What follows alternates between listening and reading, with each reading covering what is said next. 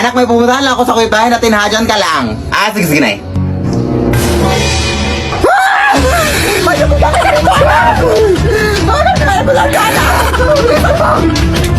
Hoy!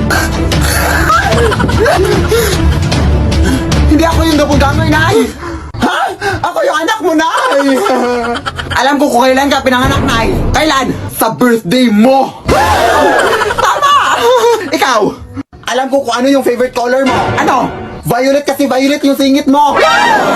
Tama rin! Ikaw! Alam ko kung bakit naka-social distancing yung mga ngipin mo. Bakit? Kasi sinunod nila yung protocol. Paano mo nalaman?